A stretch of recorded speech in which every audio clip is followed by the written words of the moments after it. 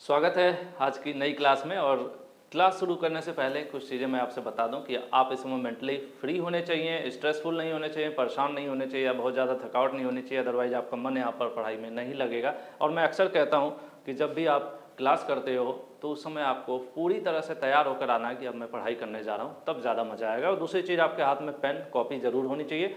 कुछ छोटे छोटे पॉइंट्स हैं जो वीडियो जब भी चलती है आपके सामने, क्लासेस चल रही हैं, तो उस समय आपको नोट करते रहना चाहिए। जैसे जो भी आपके सामने फुल फॉर्म आ गया, ठीक है, या फिर कोई हेडिंग है, उसके सब हेडिंग्स हैं, या कुछ उसके पॉइंट्स हैं, तो उनको आप नोट करते रहोगे तो ज़्यादा हेल्पफुल रहते हैं अच्छी तैयारी के लिए। ठीक है, फिलहाल हम जो चैप्टर पढ़ रहे हैं आप सभी को पता है, ये चैप्टर का लास्ट क्लास है। और जो चैप्टर है वो हमारा जेंडर स्टीरियोटाइप, जेंडर स्टीरियोटाइप, जिसको हम लोग पढ़ रहे थे, रूढ़िवादिता पढ़ रहे थे। जो पहली क्लास आपने ध्यान से पढ़ा होगा तो आपको चैप्टर का नाम अभी याद होगा। उसके बाद कई पॉइंट्स आए, विविधता आया, उसके बाद समानता आया, ये सब चीज़ें आई। तो उन्हीं जो ये चैप्टर है उसी का जो लास्ट टॉपिक है ये है आपका POSH। ठीक है, POSH काफ़ी इंपॉर्टेंट है और इससे सवाल अक्सर आपको ITI एग्जामिनेशन में देखने को मिल जाते हैं POSH से रिलेटेड, कि POSH क्या है, ठीक है, इसका क्या काम है।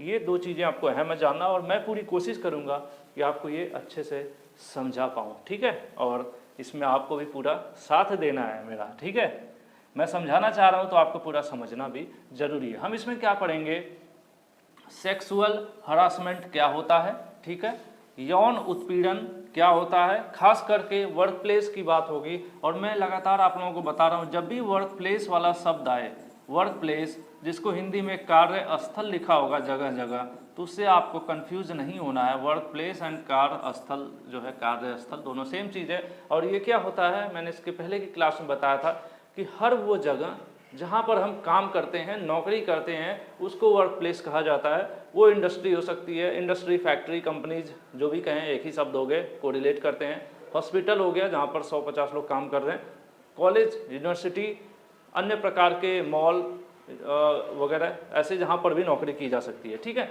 कॉल सेंटर है, सॉफ्टवेयर कंपनी जो ITs हैं, इंडस्ट्री, ये सब कही जाएंगी। तो ऐसी जगहों को वर्क प्लेस कहा जाता है जहाँ पर हम नौकरी करते हैं।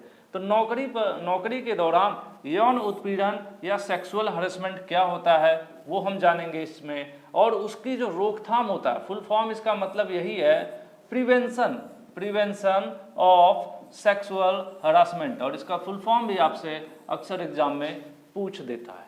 ठीक है, तो ये चीज़ हम आगे देखेंगे कि POS क्या है, ये कैसे रोकता है, क्या क्या अधिकार मिलता है जिससे सेक्सुअल हरासमेंट को रोका जा सकता है, बचाया जा सकता है उससे। और POS के जो अधिनियम है, एक्ट हैं, जो नियम है, वो क्या कहते हैं, जिसके तहत क्या करना चाहिए, क्या नहीं करना चाहिए। तो सब मिला के हम लोग दो चीज़ें पढ़ेंगे, एक कि सेक्सुअल हरासमेंट क्या होता है, और दूसरा कि POSH क्या है, जो हमें प्रिवेंशन देता है। किससे, प्रिवेंशन या प्रोटेक्शन कह लीजिए, जो भी आप कह सकते हैं, हालांकि प्रिवेंशन है main, prevention of sexual harassment. ठीक है, इससे हमें बचाने का तरीका क्या है, या जो नियम है या जो कानून है, उसी को कहते हैं ये POSH।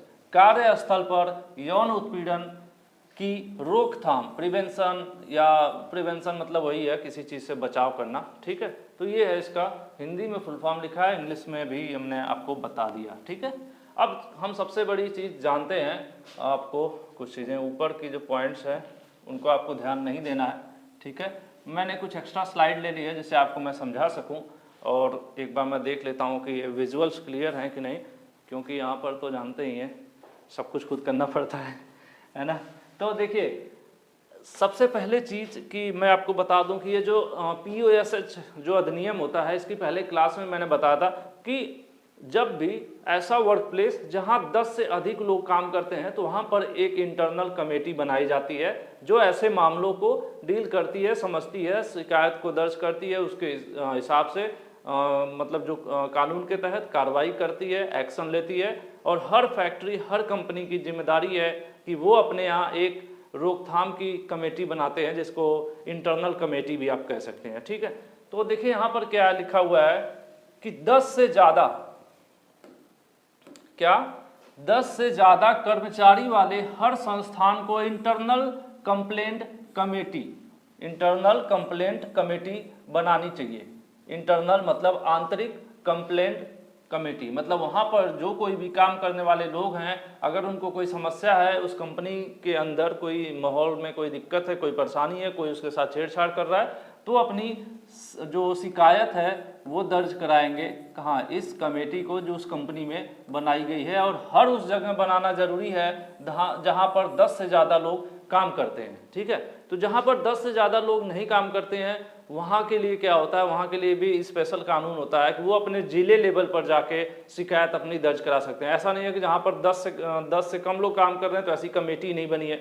जब कमेटी नहीं बनी है तो वहाँ पर जो काम करने वाले अपनी शिकायत कहाँ दर्ज करेंगे, जिले लेवल पर, डिस्ट्रिक्ट लेवल पर बना होता है इसके लिए ऑफिस, वहाँ जाकर अपनी शिकायत दर्ज कर सकते हैं। ठीक है, शिकायत करने वाली महिला पर जो कंपनी है वो दबाव नहीं बना सकती कि नहीं ठीक है आप सेटल कर लो, उससे गलती हो गई, कुछ पैसे ले लो, या कोई प्रेशर बनाने लगे कि सेटलमेंट कर लो नहीं तो नौकरी से निकाल दूंगा। इस प्रकार से ना कंपनी ना फैक्ट्री कोई भी उस महिला या पुरुष पर दबाव नहीं बना सकता।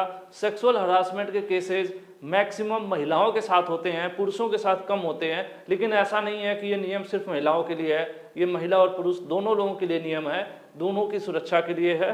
कई जगहों पर कुछ केसेज में हरासमेंट पुरुषों का भी होता है। ठीक है, तो ये है, हालांकि मोस्टली महिलाओं का होता है। इस वजह से जो है जब बात की जाती है तो हमारे माइंड में एक सिनेरियो बन जाता है कि जब यौन उत्पीड़न की बात आए तो महिला से ही जोड़ दिया जाता है। ठीक है, फिलहाल यहाँ पर देखिए इन्होंने एक एग्जाम्पल दिया हुआ है कि लोग बैठे हुए हैं, ये कंपनी के कोई बड़े अधिकारी हैं, ये वहाँ पर काम करने वाले हैं, और ये देखिए इनको अनचाहे तरीके से इनको टच कर रहे हैं। तो ये क्या है, एक सेक्सुअल हरासमेंट है।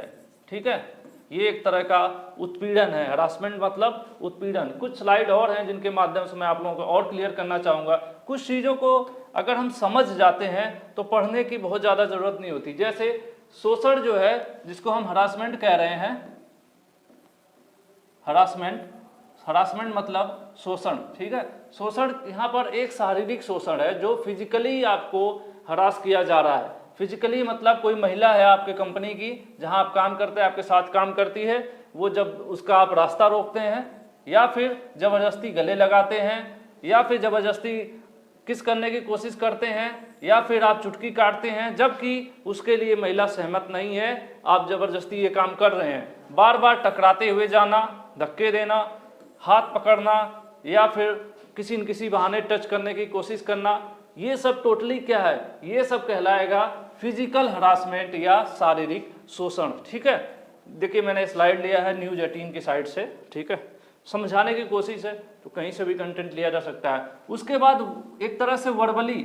अगर बोलकर, वर्बल हरासमेंट है, जुबानी, जो कमेंट करते हैं, अक्सर आपने देखा होगा समाज में अक्सर बहुत ज़्यादा ऐसा होता है, कुछ उजड़ टाइप के लोग होते हैं, तो कुछ चौराहे पर बैठ जाते हैं, वहाँ कमेंट करते हैं। कहीं कंपनी में काम करते हैं, 2 4 5 ऐसे गंदे टाइप के लोग होते हैं, कम्युनिटी बना लेते हैं, फिर कोई वहाँ महिला काम कर रही है, कोई लड़की काम कर रही है, तो उस पर भद्दे कमेंट्स करते हैं, तो वो सब क्या कहलाएंगे, उसकी भी शिकायत दर्ज हो सकती है और उनके खिलाफ भी सेक्सुअल हरासमेंट का केस बन सकता है, अगर वो महिला चाहे शिकायत करे तो। ठीक है, महिला की शारीरिक बनावट को लेकर कमेंट करना। ठीक है, फिजिकली महिला की शारीरिक बनावट को लेकर कोई कमेंट कर रहे हैं तो भी जुबानी शोषण कहलाएगा।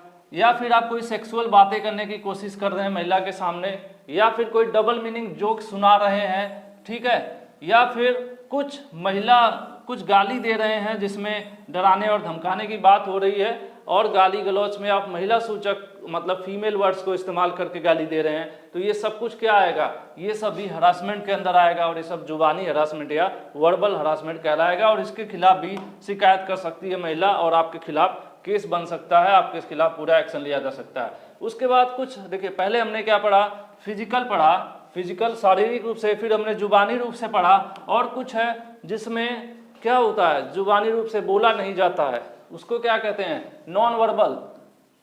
नॉन वर्बल जिसमें बोला नहीं जा रहा है, लेकिन ये भी एक तरह का हरासमेंट है, जुबानी नहीं है, मतलब बोला नहीं जा रहा है लेकिन फिर भी हरासमेंट किया जा सकता है।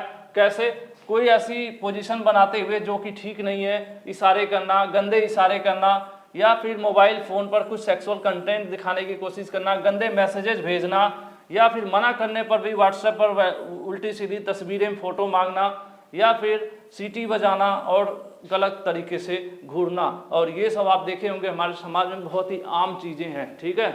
और ये सिंपल सी बात है, और ये जितनी चीज़ें थी ना मैक्सिमम आप देखते होंगे अपने अगल बगल होते हुए, ठीक है। और अक्सर जब हमारे साथ हमारी फैमिली, हमारी मम्मी, हमारी बहन या हमारी वाइफ कोई होगा तो ऐसा कुछ होता दिखता है, तब हमें अनकंफर्टेबल फील होता है। तो एक बहुत बढ़िया मैसेज है जो मुझे गूगल पर मिला था, और मैं चाहूँगा कि इसको आप अपनी लाइफ में ज़रूर इम्प्लीमेंट करें। सिंपल सी बात है, कोई भी कानून हो, जैसे इस हरासमेंट को रोकने के लिए भी कानून बना है, लेकिन कानून कितना आपको रोकेगा जब तक आप अंदर से अपने आप को नहीं बदलोगे, ठीक है। समाज किससे बनता है? हमसे, आपसे, और हमारे पड़ोसियों से, हमारे दोस्तों से, ठीक है। तो अगर हम लोग नहीं बदलेंगे, हमारा समाज नहीं बदलेगा, तो कितना भी कानून सख्त होता जाए, ये सब गंदगी समाज से बाहर नहीं जाएगी। और एक मैसेज मैंने देखा, ये काफ़ी अच्छा लगा, मैंने सोचा आप लोगों से भी शेयर करूं, कि किसी भी लड़की के लिए आप कोई वो शब्द ना कहें जो आप अपनी बहन, बेटी या अपनी माँ के लिए, मैं यहाँ पर जोड़ दे रहा हूँ शब्द, जब आप अपनी बेटी, बहन या माँ के लिए वो शब्द इस्तेमाल नहीं कर सकते हैं, ऐसे इशारे नहीं कर सकते, ऐसे कमेंट नहीं कर सकते, तो किसी भी लड़की के लिए वो शब्द इस्तेमाल ना करें। अगर ये इस चीज़ का पालन 100% सब लोग करने लगे तो जितना सुंदर समाज हमारा बन जाएगा, मुझे नहीं लगता कि उसके लिए कोई कानून बना सकता है, ठीक है। लेकिन ये चीज़ें हैं, बहुत ही दयनीय स्थिति है, बहुत सी जगहों पर कुछ ऐसी चीज़ें देखने को मिलती है, अंदर से आत्मा आहत होती है, और सच में बुरा लगता है कि इतने हम लोग आगे हैं, पढ़े लिखे होने के बावजूद भी इतनी गंदगी है। तो इसमें हमारी आपकी जिम्मेदारी है, हम लोग इसको सीरियसली लें, खुद को बदलें। तो हम बदलेंगे तो हमारे दोस्त जो हैं उनके ऐसे लोगों से दोस्ती ना करें, उनको बाइकाट करें, तो जो गंदे विचार वाले होंगे वो खुद ही अपने आप को अकेला पाएंगे, तो सोचेंगे समाज में रहना है तो हमें भी सुधरना होगा, ठीक है। तो वही सब चीज़ें हैं। ये सब क्या है? कार्यस्थल पर सेक्सुअल हरासमेंट यानी यौन उत्पीड़न की रोकथाम के अधिनियम के बारे में हम जानेंगे, ठीक है। अब देखिए 2013 में सरकार ने कार्यस्थल पर जितनी भी महिलाओं के साथ ये यौन उत्पीड़न हो रहा था उसको रोकने के लिए, उससे बचाने के लिए, उसके निवारण के लिए क्या किया है? अधिनियम पास किया गया था, ठीक है। मतलब एक नियम या एक कानून लाया गया था 2013 में, ठीक है, जिसको पी से क्या था? प्रिवेंशन, प्रोविजन, रिड्रेसल, ये सब शब्द हैं, मतलब रोकथाम, निषेध, निवारण, ठीक है, सॉल्यूशन, यही चीज़ें हैं यहाँ पर। तो प्रिवेंशन ऑफ सेक्सुअल हरासमेंट, जो मैं आपको फुल फॉर्म बता रहा था POSH का, इसको नोट कर लीजिएगा। प्रिवेंशन ऑफ सेक्सुअल हरासमेंट, ये इसका फुल फॉर्म है। और ये अधिनियम 2013 में गवर्नमेंट द्वारा पास किया गया, जिससे कि यौन उत्पीड़न की जो समस्या है उसको रोका जा सके, उसका निवारण किया जा सके, ठीक है, या उससे बचाया जा सके। इसके लिए ये जो POSH कानून है ये लाया गया था। तो मुझे उम्मीद है कि आप लोगों को ये POSH क्लियर हो गया होगा। दो चीज़ें मैं बताना चाहता था कि ये कानून क्या है और ये हरासमेंट क्या है, तो मुझे लग रहा है आप दोनों चीज़ों को समझ गए होंगे। अब कुछ देख लेते हैं, इसमें कुछ यहाँ पर किताबी लैंग्वेज है कि ये यौन उत्पीड़न क्या होता है। मैंने आपको वहाँ पर ऑलरेडी स्लाइड के माध्यम से बता दिया है, फिर भी यहाँ देख लेते हैं कि सेक्सुअल हरासमेंट एक गंभीर मुद्दा है जो किसी व्यक्ति के मानसिक, भावनात्मक या शारीरिक स्वास्थ्य को प्रभावित कर सकता है और सही ढंग से काम करने की क्षमता पर भी असर पड़ता है। अगर किसी को बार बार हरास किया जाएगा, अगर कोई महिला है आपके 10 पुरुषों के बीच काम कर रही है और उसको बार बार हरास किया जाएगा, तो कितने मेंटल प्रेशर में रहेगी। हो सकता है उसकी मजबूरी है, उसकी वजह से वो नौकरी कर रही हो, नौकरी ना छोड़ पाए और नौकरी छूटने के डर से शिकायत भी ना कर पाए, तो क्या होगा, कभी हो सकता है कुछ गलत कदम उठा जाए, है ना। तो यही यहाँ पर दिखाना चाह रहे हैं। और जो नौकरी कर रही है वो काम भी अच्छे से नहीं कर पाएगी, क्योंकि ऐसे कुछ गंदे समाज के लोगों की वजह से उसका जो है हमेशा दिमाग डिस्टर्ब रहा करेगा, ठीक है। POSH अधिनियम जो है उसके हिसाब से महिला के साथ डायरेक्ट या इनडायरेक्ट रूप से किए गए कुछ यहाँ पर व्यवहार हैं, ठीक है, उसी को यहाँ पर अधिक अनचाहे काम या व्यवहार को परिभाषित किया गया है।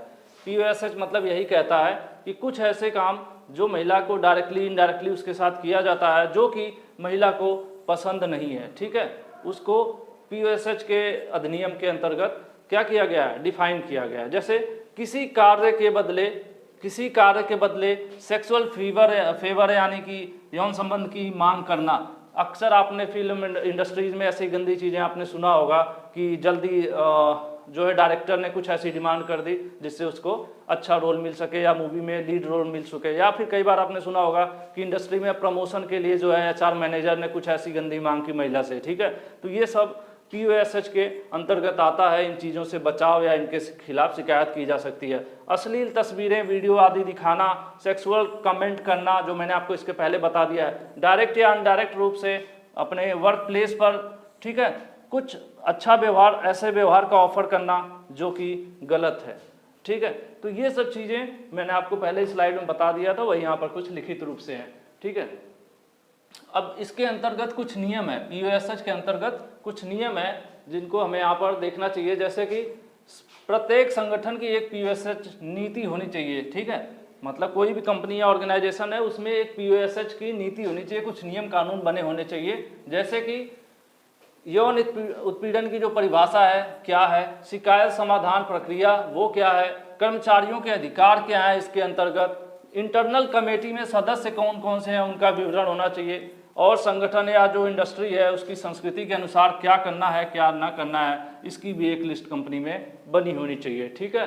ये क्या कहते हैं, हर कंपनी में ये चीज़ें लिखी होनी चाहिए कि यौन उत्पीड़न क्या क्या है, एक पहले से एक लिस्ट और एक प्रोफार्मा या पेज बना होना चाहिए जो हर नौकरी करने वाले हर व्यक्ति को दिया जाना चाहिए, जिससे कल को ये ना कह सके कि नहीं गलती होगी सर, मुझे तो इसकी जानकारी नहीं थी। तो कंपनी वो लिख के दे कि उसके यहाँ किन किन हरकतों को यौन उत्पीड़न माना जाएगा, और शिकायत की अगर कोई शिकायत करता है तो उसका सोल्यूशन कैसे मिलेगा, और सभी कर्मचारियों का अधिकार क्या है इसको लेकर, और कमेटी, एक इंटरनल कमेटी कंपनी में बनाई गई है तो उसमें कौन कौन से सदस्य हैं जहाँ पर कोई अपना शिकायत कर सकता है, और जो कंपनी है वहाँ पर क्या करना है क्या नहीं करना है, ये भी पहले से डिसाइड होना चाहिए, ठीक है। उसके बाद दूसरा यहाँ पर पहला नियम है, दूसरा नियम है इसके अनुसार 10 से अधिक कर्मचारी, जो मैंने पहले ही आपको बता दिया कि कोई भी ऐसी कंपनी हो या फैक्ट्री हो या कार्यस्थल हो जहाँ पर नौकरी लोग करते हैं, वहाँ पर अगर 10 से अधिक लोग काम कर रहे हैं तो ऐसे केस में वहाँ पर एक इंटरनल कमेटी होनी चाहिए। कमेटी क्या होती है, कुछ सीनियर, कुछ जूनियर, कुछ बाहर के लोगों को मिलाकर एक सोसाइटी, एक कमेटी बना दी जाती है। उसका काम होता है कि वहाँ पर जो कुछ भी अगर कोई ऐसी घटना होती है उससे रिलेटेड जो विक्टिम है वो शिकायत करता है तो उसका सोल्यूशन देना, उसके हिसाब से एक्शन लेना, ठीक है। इसमें क्या क्या है कि कम से कम 4 सदस्य होने चाहिए जिसमें आधी महिलाएं हो, क्योंकि महिला नहीं होगी तो महिला के दर्द को शायद ना समझे, और फिर दिक्कत ये हो जाएगी कि अगर हो सकता होगा पुरुष कोई गलत काम करता है और चारों जो कमेटी में लोग हैं वो उस पुरुष के मित्र हैं तो इसको फ्री छोड़ देंगे, उसकी गलती हटा देंगे। इसीलिए 4 में 2 महिला कह रहे हैं कि कम से कम 4 सदस्य हों जिसमें 2 महिला 2 पुरुष हों, ठीक है, 2 पुरुष हों 2 महिला हो, तो इससे क्या होगा, डिसीजन सही प्रकार से लिया जा सकेगा, ठीक है। उसके बाद कह रहे हैं कि कंपनी की एक सीनियर कर्मचारी जो कि महिला हो वो जो है मुख्य अधिकारी होनी चाहिए, क्योंकि समस्याएं ज़्यादा महिलाओं के साथ ही होती हैं। इसीलिए जो कमेटी की मेन मेंबर है, हेड है या सचिव बना लीजिए, वो क्या होनी चाहिए, उसी कंपनी की जो हेड महिला होनी चाहिए, जो पुरानी है, काफ़ी दिनों से एक्सपीरियंस है, उनको बनाना चाहिए। उसके बाद कम से कम एक सदस्य कंपनी के बाहर का होना चाहिए। देखिए मैंने शुरू में आपको बताया था, एक मेंबर कंपनी के बाहर का होना चाहिए। क्यों? क्योंकि कई बार क्या होगा कि सभी मेंबर कंपनी के अंदर के ही होंगे तो फिर कहेंगे कि इस समस्या का ज़्यादा बाहर मत आने दो, ये शिकायत दर्ज मत करो, नहीं तो कंपनी की बुराई होगी। तो ऐसे में क्या होगा, जो कंपनी के बाहर का आदमी होगा उसके कंपनी से कोई लेना देना नहीं होगा, तो वो क्या होगा, सही डिसीजन दे पाएगा। ना वो कंपनी की बात करेगा, ना ही उस महिला या पुरुष की बात करेगा, वो सही की बात करेगा कि सही क्या है गलत क्या है, और उस हिसाब से न्याय होगा, ठीक है।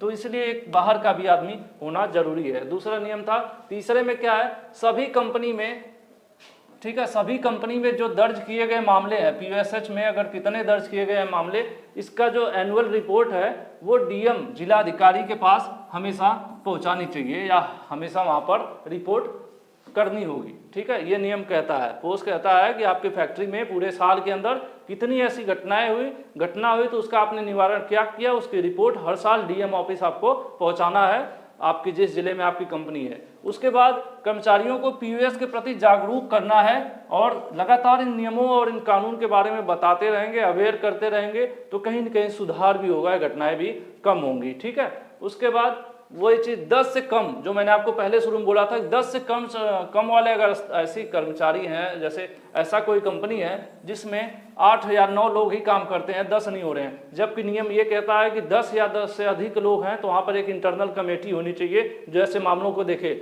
लेकिन उससे कम है तो कमेटी नहीं बनेगी। तो ऐसे में क्या करना है, तो उसमें प्रत्येक जिले में स्थापित स्थानीय शिकायत समिति होती है, वहां पर जाके जिसके साथ ऐसा व्यवहार हुआ होता है, ऐसा कुछ हुआ है हरासमेंट, तो वो अपनी शिकायत दर्ज करवा सकते हैं। जो मैंने आपको शुरू में बोला था कि हर जिले में ऐसा होता है, ऐसे अपना बना रहता है स्थानीय लोकल आपका जो शिकायत की समिति होती है, कमेटी होती है, ठीक है। तो किसी की शिकायत कंपनी के खिलाफ है तो ऐसी स्थिति में स्थानीय शिकायत समिति से संपर्क किया जा सकता है, ठीक है। लोकल लेवल पर हर जिले में ऐसी सोसाइटी बनाई जाती है, कमेटी बनाई जाती है, जहां पर आप शिकायत दर्ज करा सकते हैं। अगर उस कंपनी में आपके ये सुविधा नहीं है, क्योंकि कंपनी में संख्या कम है, और ये सुविधा कहाँ मिलेगी, जहां पर कंपनी में 10 या 10 से अधिक लोग काम करने वाले होंगे, ठीक है।